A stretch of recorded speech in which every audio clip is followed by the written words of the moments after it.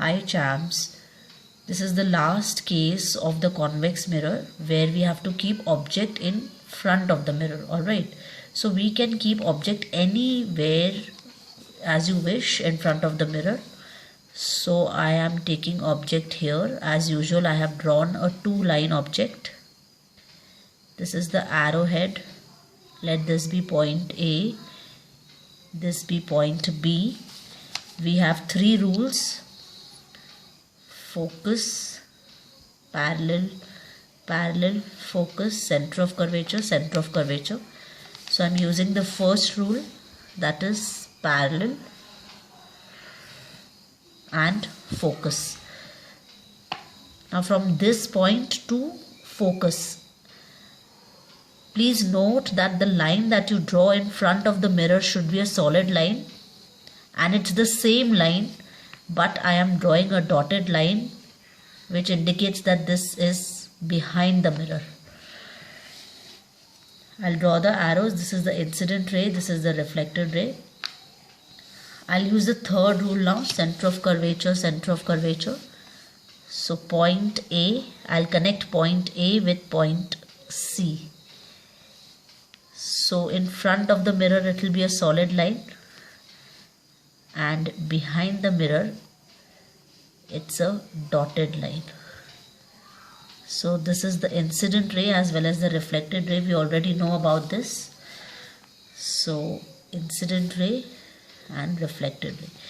Now they are meeting over here at this point, so I'll draw an image here.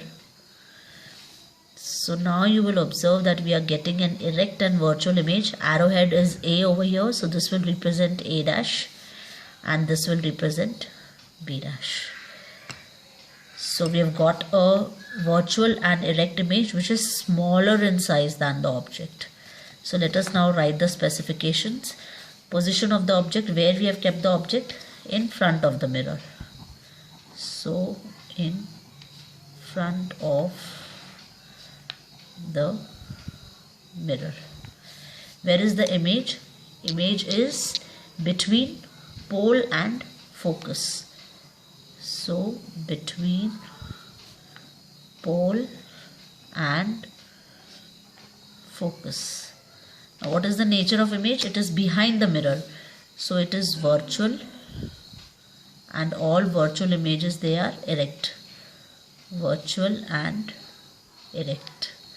And second, what about the size? You can see that my object is a two-line object, whereas I've got a smaller image here, so smaller in size, or you may write it as diminished.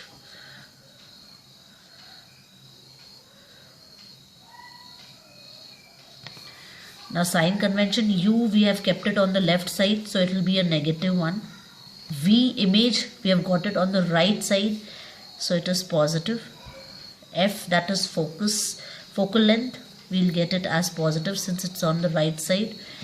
Height of the object above the principal axis, so it will be positive. Height of the image, again the image is above the principal axis, so it will be positive.